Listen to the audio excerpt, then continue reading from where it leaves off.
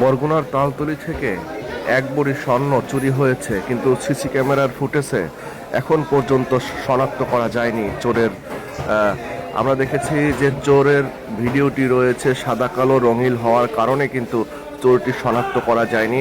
প্রিয় দর্শক, এই মুহূর্তে দেশ ও প্রবাস থেকে যারা যুক্ত হয়েছেন সবাইকে জানাই আন্তরিক শুভেচ্ছা ও অভিনন্দন। আমরা যেই ফুটেজটা এখানে ধারণ করে এনেছি সিসি ক্যামেরার ফুটেজ থেকে, স্বর্ণকারের দোকান থেকে, স্বর্ণকারের পাশেই কিন্তু একটি মুদি দোকানের পাশে বাজার করতে এসেছে ওই স্বর্ণের মালিক। তারপরে ব্যাগের উপরে স্বর্ণের ব্যাগটা রেখেছে, রাখার পরে কিন্তু সে বাজার করার ফাঁকে কিন্তু চোরে কিন্তু তার স্বর্ণটি নিয়ে গেছে। কিন্তু এখন পর্যন্ত যেই চোরকে কিন্তু শনাক্ত করা যায়নি। যে আপনারা দেখেছেন যে সাদা কালো ফুটেজের কারণে যে স্বর্ণটি এক ভরি স্বর্ণ কিন্তু চোরে কিন্তু চুরি করে নিয়ে গেছে। বরগুনার তালতলী একবার সদর রোডের পাশ থেকে যে স্বর্ণকারের দোকানের পাশে ওই স্বর্ণের মালিক বাজার করে, দোকানের পাশেই একটি ব্যাগ রেখে কিন্তু স্বর্ণটি ফাঁকে কিন্তু চোরে কিন্তু নিয়ে যায়। এখন পর্যন্ত আমরা দেখেছি চোরকে কিন্তু শনাক্ত করা যায়নি। আপনারা একটু ভিডিওটি কে কোথা থেকে দেখছেন একটু ভিডিওটি শেয়ার করে দিবেন বেশি বেশি, যেন